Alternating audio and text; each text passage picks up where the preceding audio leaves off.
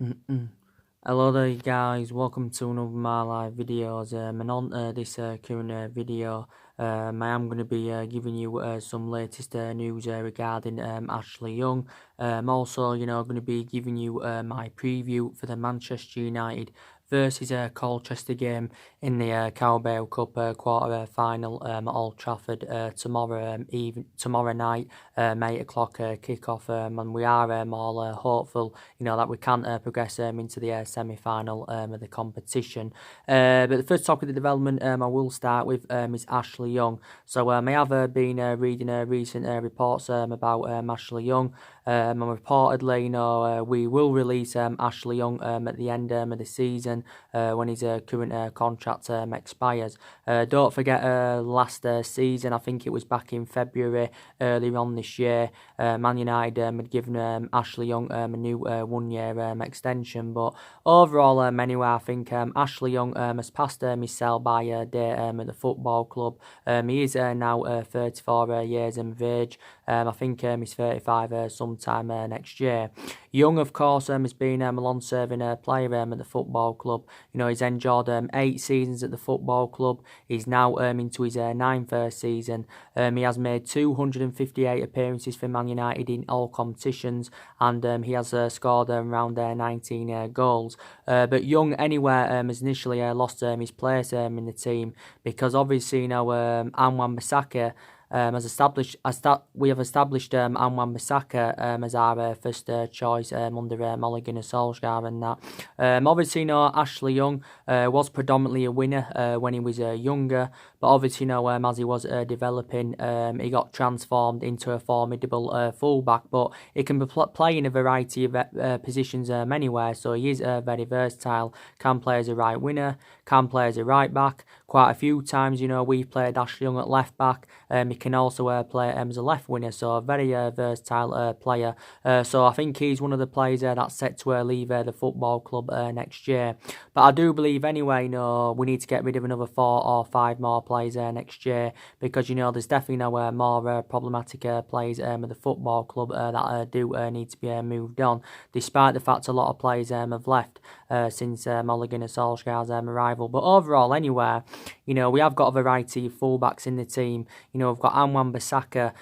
He's enjoyed a fantastic start to his Manchester United career. He's done really, really well. Stability is good, his defensive distribution is good, and I think if he keeps his good run of performances up, his valuation will persistently grow. Obviously, we've got Brandon Williams. He's also doing really, really well. I think we now view Brandon Williams as our first choice left back, reflecting on his impressive performances. But I do believe he will become a success at the football club, will Brandon Williams. We've also got Diego Dalot. Obviously, he's also predominantly a right back. He hasn't really played this season, because he's had a couple of injuries. But yeah, definitely Ashley Young has lost his place in the team. Obviously, Valencia, he was, one of the right backs we had, but obviously, he left in the summer, after he served 10 years at the football club.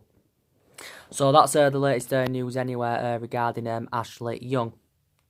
So Solskjaer has provided us with some news building up to the game against Colchester. Regarding Paul Pogba. He's also give us some news regarding Diego Dalot.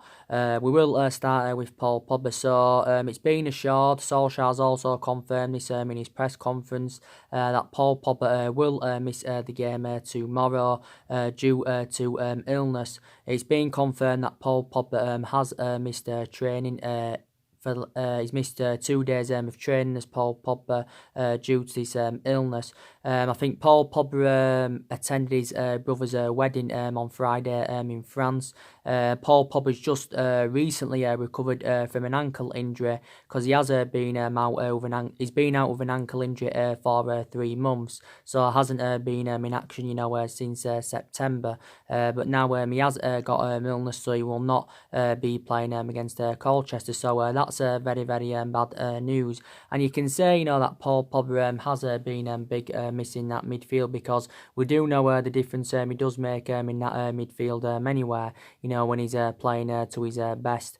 Paul Pogba is now into his 4th season at the football club since he rejoined from Juventus back in 2016, and hasn't, analysing the vast majority of his career in Man United, he hasn't really, performed to the standards as we should expect of him. Hasn't really exceeded expectations. But I think we mainly saw the best of Paul Pogba in that 3-month period when Ole Gunnar Solskjaer was the interim manager. That's when we mainly saw the best of him. I still believe he's orchestrating on leaving the football club next year. I still believe his preference is to move to Real Madrid, like it was for the entirety of the summer. And obviously there was talks about him possibly making a return back to Turin and that. Also there was talks about him possibly going to Barcelona in the past, but I still believe, he wants out in the football club. But Solskjaer recently revealed, when Paul Pogba's fully fit, and obviously, when he, recovers from this illness, he will get loads of games under his belt, because Solskjaer, recently praised Pogba, and he defended his professionalism.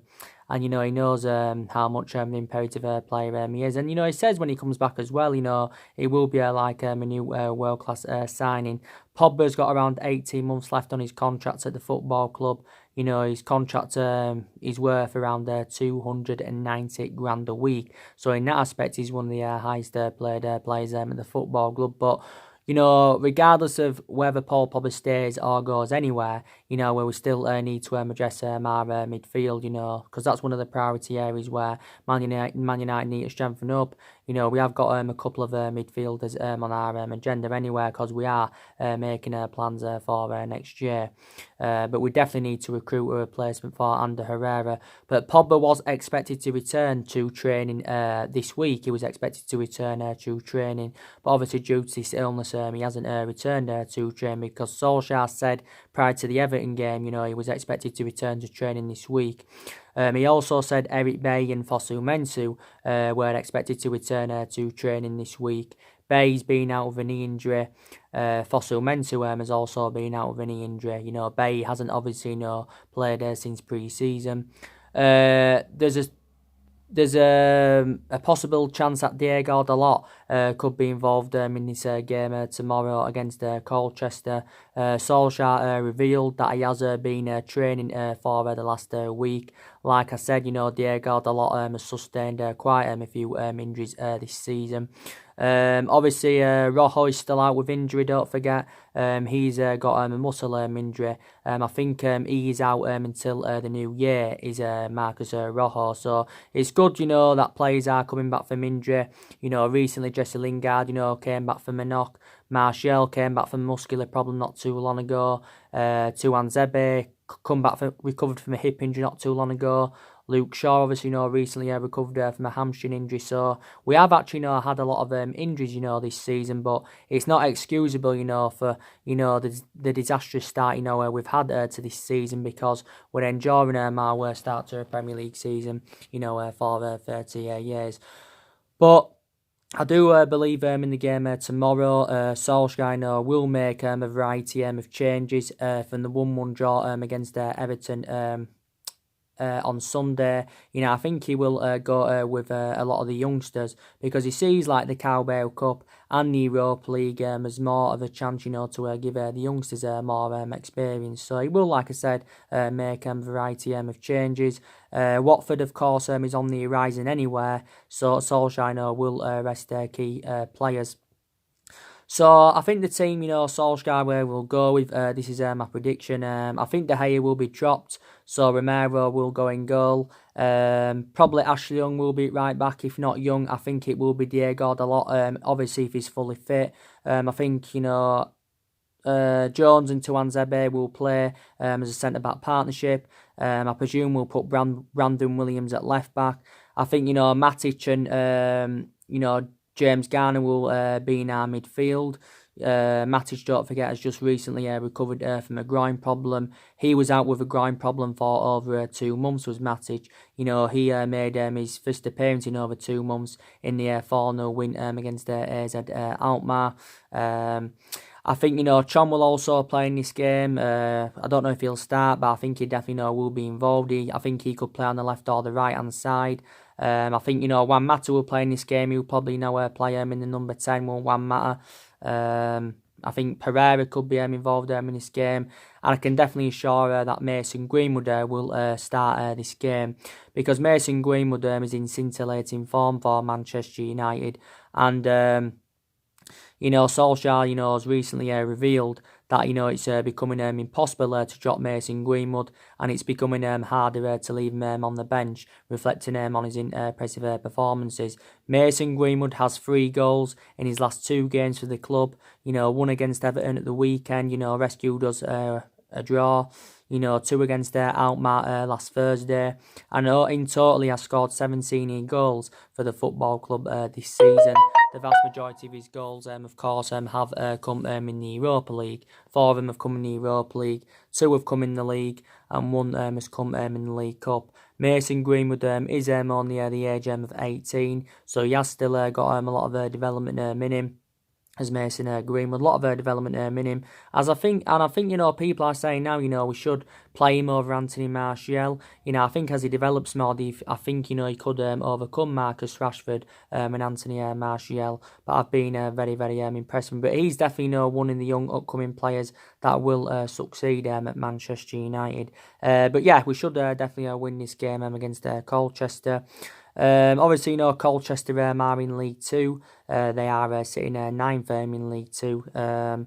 Obviously, Colchester, the teams they have beaten, to progress to the last 8 of the competition. They've obviously progressed past 2 Premier League teams. They've beaten Crystal Palace. They also beaten Tottenham. The other teams they beaten, I think, was Swindon and Crawley. So they're on a good cup run, Colchester, to be fair. Obviously, the teams we beat, to progress to the quarterfinals was obviously, Rochdale in the 3rd round. We only just got past Rochdale. We beat them on penalties. And, we beat Chelsea in the last round by 2 goals to 1. I think... obviously Rashford scored. Did he score twice in that game? But he scored a really good 3 kick. But yeah, this is definitely a game we should win.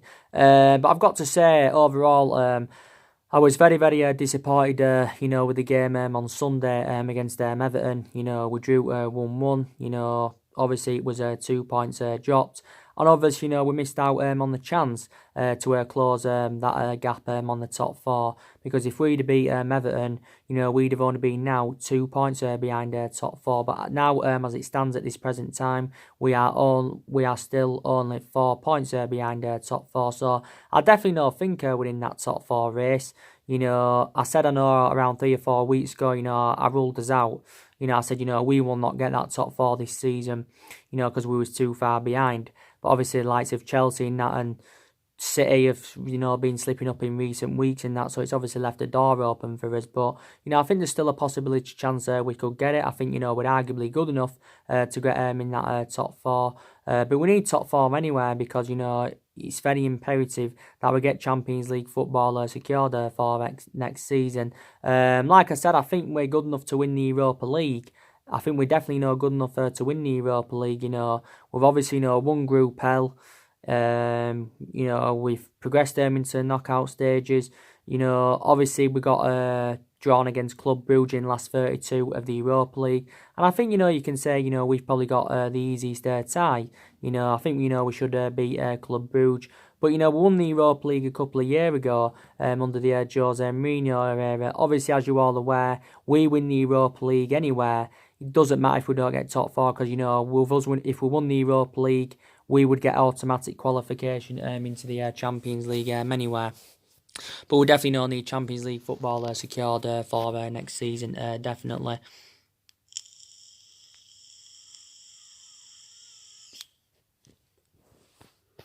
But, I thought we'd have beaten Everton on Sunday. I thought, we would have kept the momentum up because, going into the game against Everton, we had back-to-back wins, against Tottenham and Man City. We beat two good sides. We also topped it off with a 4-0 win against Alkmaar last Thursday. So we had a lot of confidence going into the game against Everton. Obviously we rested key players as well against AZ Alkmaar. So, a lot of our players, were prepared for the game. But if we'd have beaten Everton, that would have been 3 wins out of 3 in the Premier League for us. But, we've registered 25 points from 17 league games so far this season. And we know that's nowhere near good enough to our standards. It isn't good enough, taking into account, the amount of money that's been invested into the football club in the last, 6 or 7 years in all the managerial eras. A lot of money's been invested into the football club and, around 600, 700 odd million pounds has been spent. That's not taking into account, what was spent under the Alex Ferguson era. It's not only that, we've also got players on big contracts at the football club. And I said reflect on the size and the potential of this club. We're not in that commanding position, that we should be in. Because, we are one of the biggest clubs in the world. We are the most successful team in England historically, because we've won 20 titles, 13 Premier Leagues, 7 all the first divisions and that, So we're not in that commanding position, where that we should be in. But I don't think, Solskjaer is the right manager for Manchester United anywhere. Obviously, reflects on the wins against, Tottenham, Man City and that. Quite a few or a lot of Manchester United fans' perceptions would have changed regarding Solskjaer. They would have said now, he's the right man to elevate Man United forward. He's a long-term solution for the football club. But like I mentioned on my recent videos, I've said it on a regular basis that a good couple of results doesn't change my perception regarding Solskjaer, because I've got element of concerns about him. I don't think he's the right manager for Manchester United, and I hate to say that, but I have got to be honest. But like I said, whether his managerial tenure at the football club works out or not, we'll never forget, what he's done for the football club. We'll never forget, what he did in that 3-month period, when he was the interim manager. We'll never forget, what he did as a player for us, because he was a fantastic player for 11 years. He flourished under Alex Ferguson's guidance, So he's got that proven pedigree as a player, like I've said before. But as a manager, it's totally comparison. He hasn't got a pedigree behind him in terms of management and that. This is, Solskjaer's first full season as a Manchester United manager. Obviously before he got recommended into the football club, obviously he wasn't Mould. He obviously won a couple of Norwegian titles with Mould, but, Mould aren't a big club either.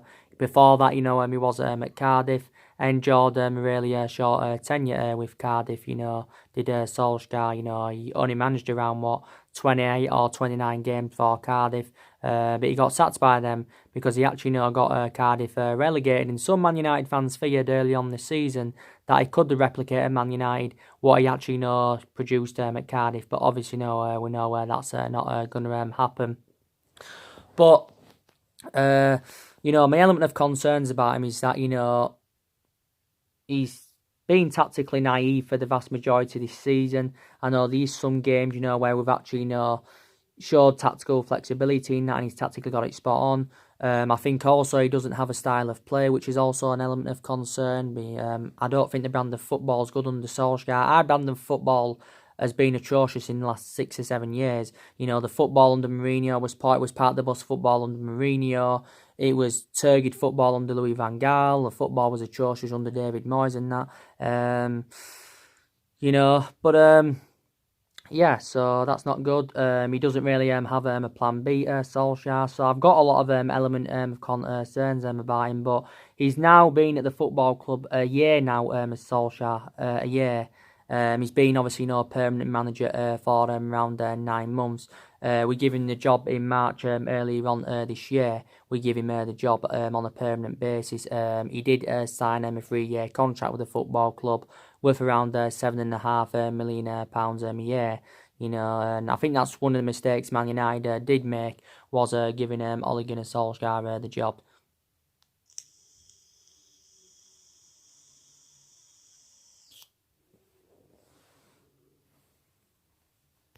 Was giving him the job and that. But I said, recently, didn't I, that I think, a lot of aspects of our game, have improved. don't get me wrong, there's still some aspects of our game that do need to improve and that. But what I saw against the likes of City and Tottenham and even AZ Alkmaar and a few other games this season, I've seen us create chances. I've seen us score goals. We've been clinical in front of goal. I've seen certain players rejuvenate themselves, which is a positive.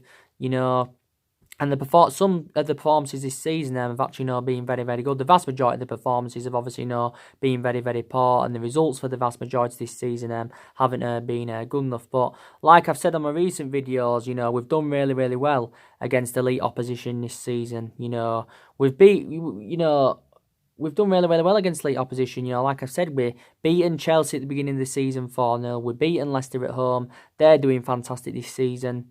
I know they recently dropped points to Norwich. We drew with Liverpool. We're the only team to take any points from them this season. They've won 16 games out of 17 so far in the league this season. Liverpool are on course, to win their first ever Premier League title. They haven't won it overall for around 30 years. They've won 18 all their first divisions of Liverpool and that.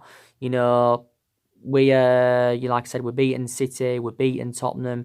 And I've got to say, the wins against Tottenham, Man City anywhere saved Ole Gunnar Solskjaer's managerial tenure at the football club, because if we hadn't, beaten any of them, I do presume now that Solskjaer would have been sacked by the club, and maybe reflects on the draw against Everton, maybe some kind of pressure, is mounted back up on him. If we'd have lost the game against Everton, then maybe, he would have been under a lot of pressure again, but he's been under pressure, like I said, for the vast majority of this season. I think Solskjaer is aware of the amount of pressure he has been under at the football club. But, like I said, our vast majority of our players are still willing to keep faith in him.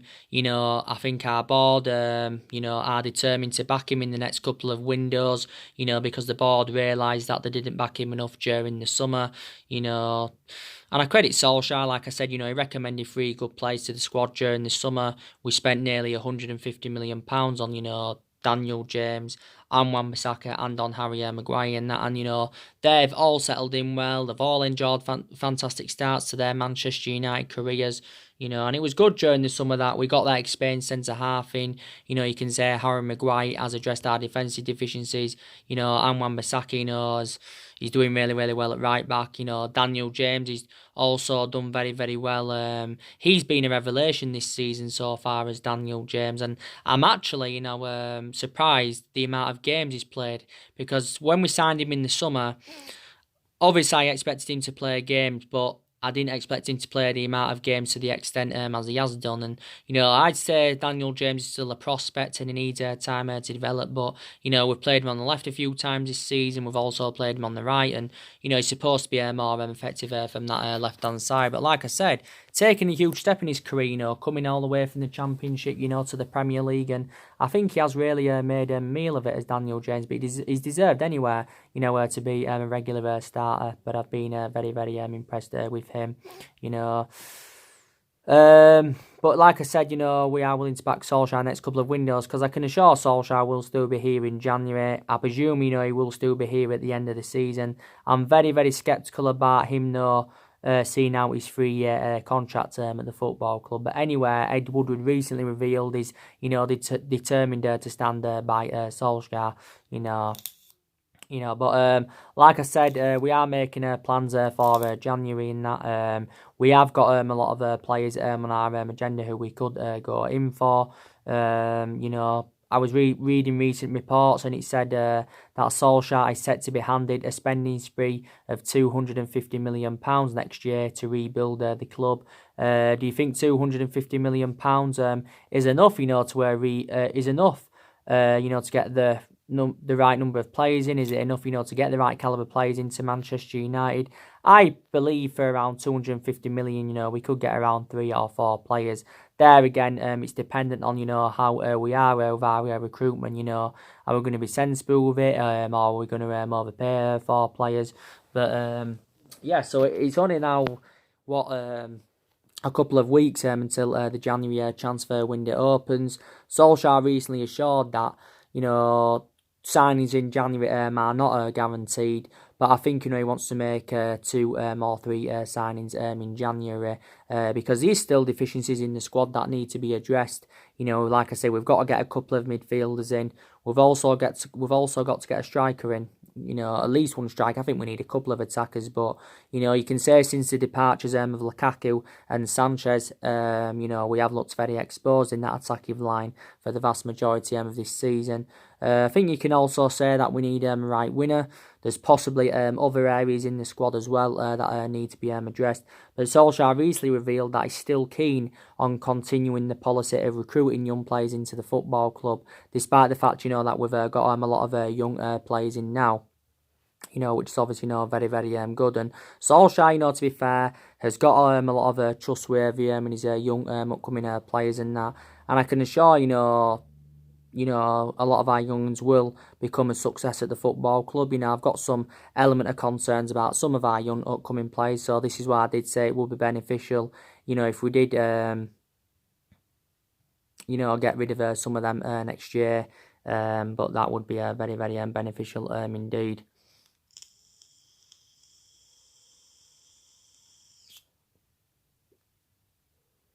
But I think Solskjaer's confirmed anyway he wants to bring Galactico players to the football club next year. And like I said, it's not always about, spending big on players and, getting them Galactico players, because it doesn't always, guarantee you success.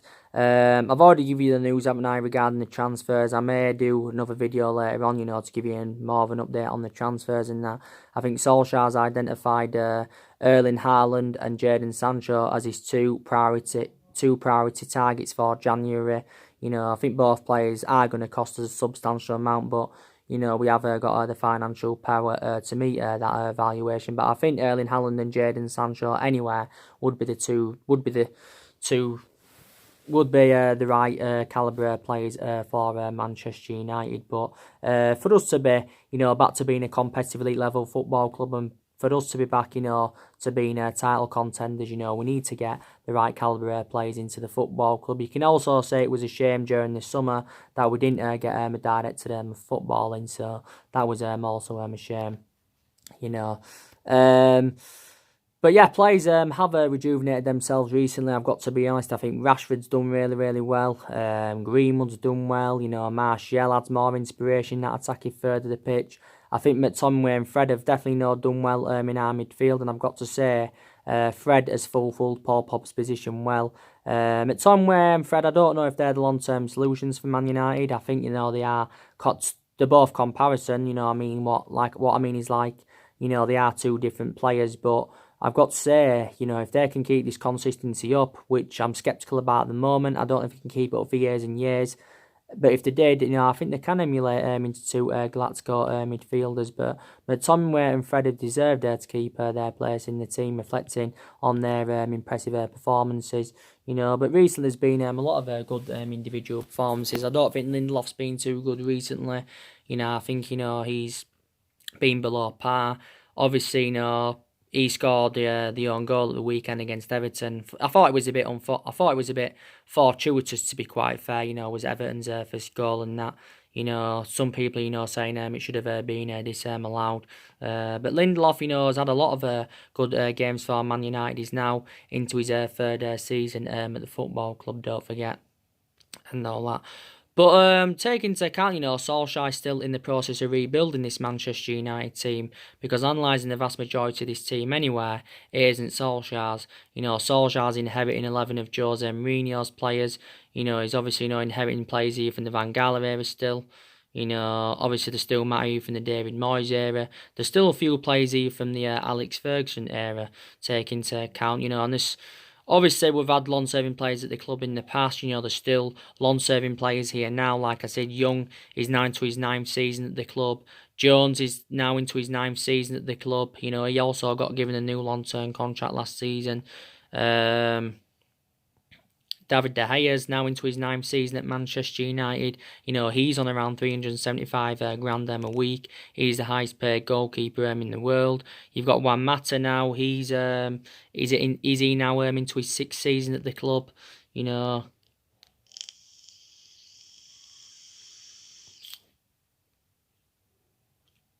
Martial now is into his 5th season at Man United.